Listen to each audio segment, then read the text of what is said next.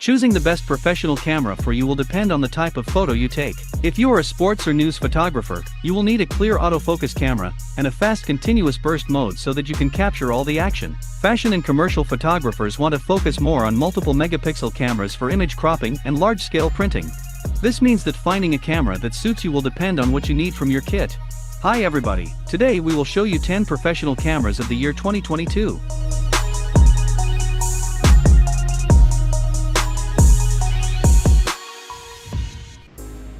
Canon EOS R3.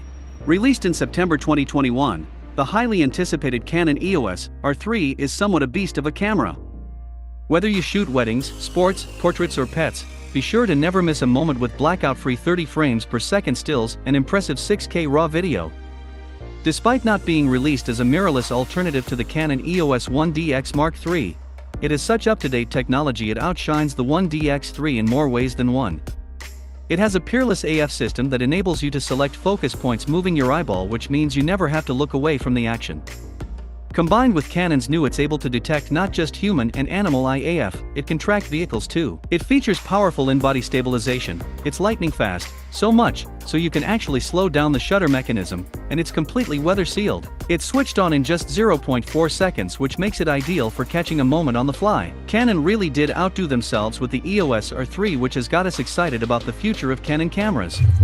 Fujifilm X-T4.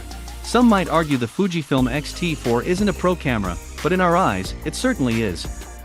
It combines fast autofocus, impressive video capabilities, and a high-quality electronic viewfinder, plus it's super user-friendly with all of its external dials. When the X-T3 was launched in 2018, it was incredibly well received but lacked certain features such as in-body stabilization and a fully articulated screen. The X-T4 includes these features, making it one of the best APS-C mirrorless cameras around. It still has the same sophisticated 26.1 MP X-Trans sensor and the ability to shoot 4K, but with an improved shutter and a new battery that lasts longer, Fujifilm has truly refined an already excellent product. Nikon D850. Where the Nikon D6 is built for sheer speed, durability and responsiveness, the D850 is built for resolution, though it can still capture images at 7 frames per second or 9 frames per second with the optional battery grip.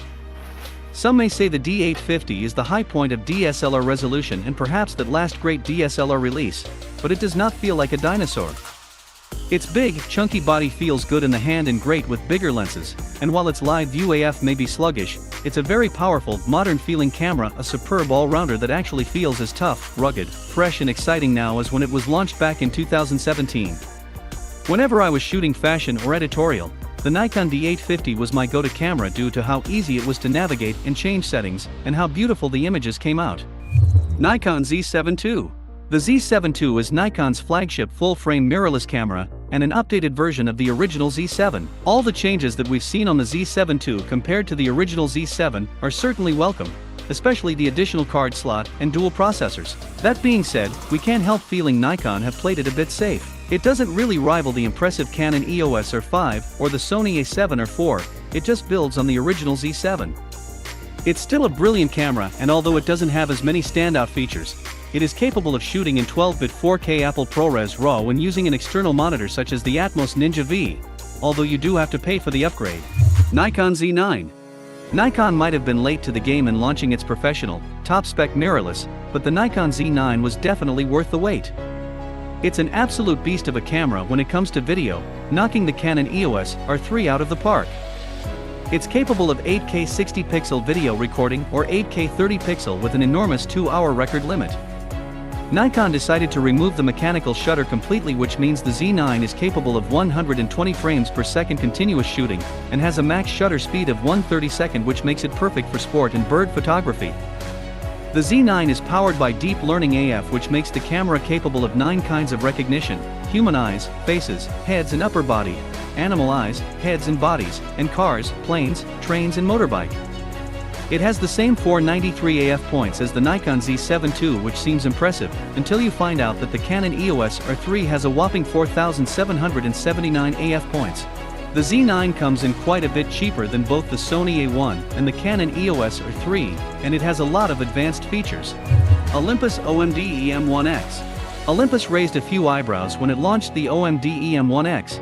a big new professional camera aimed squarely at the sports market, but with what look like very similar specs to the existing EM1. But dig deeper and you find the EM1X is a very different beast, with an integrated grip for bigger battery capacity and duplicated horizontal-vertical shooting controls, and a dual processing system that dramatically ups the game for autofocus tracking, with a new AI system for recognizing and tracking subjects. What many won't realize too, is that Olympus has an extremely compelling pro lens lineup, especially for telephoto lenses, and while the Olympus MFT sensor is smaller than the full-frame sensors used by Canon, Nikon and Sony Pro cameras, it will cost a lot less to build a full professional system, and it will be a lot lighter to carry around. If 20MP is enough, it is for EOS 1DX Mark III and Nikon D6 devotees, then the EM1X is a very powerful professional proposition indeed. It's undermined slightly by the EM1 Mark III, which borrows some of its tech, but the EMX's big, chunky body gives it a serious handling advantage, especially with bigger lenses. Panasonic Lumix S1R. The new Lumix S range is a very interesting proposition for professional photographers, especially now that the range of L-mount lenses available is now quite good and growing fast. The Lumix S1R is the most enticing proposition for pros, combining 4K video capture with a high-speed 6K photo mode and huge 47.3 MP resolution. The 5.76 million dot electronic viewfinder is amazing, and the S1R handles very well too. The 24MP Lumix S1 is cheaper and a little better at video, but that's a cost decision if you're really serious about video. The pricier Lumix S1H is the one to go for. Sony A1. This could be the ultimate mirrorless camera. There is literally nothing it can't shoot. Sports? Check, thanks to its unreal 30 frames per second continuous shooting. Fine detail? Check, thanks to its 50.1 MP resolution. Video? Check, thanks to its 8K recording capability, even though it's hampered by not having a fully articulating screen. The Sony A1 is far and away the most advanced and most powerful camera on the market, yet this comes at a cost, literally. It's about twice the cost of the Sony A9 II, and it's even more expensive than the 100MP medium format Fujifilm GFX 100S. There are also caveats on the 30 frames per second burst, which isn't always achievable, sometimes topping out at 15 to 20 frames per second, which is still impressive, but less impressive than the spec sheet. Overall though, if you want a camera that can take on any possible assignment, this is it. Sony A7R IV. The A7R IV is Sony's new highest resolution full-frame mirrorless camera, with a record-breaking 61 million pixels, and yet still capable of shooting continuously at 10 frames per second. It also has Sony's usual very good 4K video capabilities, though still capped at 30p. The latest iteration of Sony's IAF, however, is stunningly effective at tracking portrait subjects, even in continuous AF. While the Sony A9 is designed for out-and-out speed and responsiveness, the A7R Mark IV is much more suitable for all-round photography at the highest quality levels. It continues their line by offering the highest resolution of any full-frame camera, but while its 10 frames per second burst shooting looks good on paper for sports photography, it doesn't have the buffer capacity and responsiveness of the A9, so its high frame rate is useful to have, but the A7R Mark IV would not be your first choice for sports. However, for outright resolution, the A7R Mark IV reigns supreme, and not just in the Sony camp, but amongst full-frame cameras in general. You have to switch up to medium format to beat this, with all the costs and limitations that go with it. Not even the new Sony A1, at twice the price, can match this resolution. Sony A9 Mark II.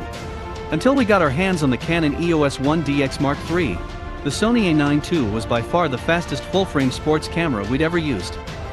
The fact it's still a lot smaller than the 1DX Mark III is a big selling point, plus it has a lightning-fast processor, and its autofocus system is extremely impressive. It features a transfer and tagging system which enables you to capture up to 50 seconds of speech and convert it to an image caption, plus the speed of image transfer has been massively improved, which is great news for press or sports photographers who need to deliver images fast. It can shoot up to 20 frames per second using the electronic shutter and 3-inch, tilting, touchscreen LCD. It doesn't have the handy Pro Capture feature you would find on Olympus cameras, but considering what it does have going for it, we can forgive that.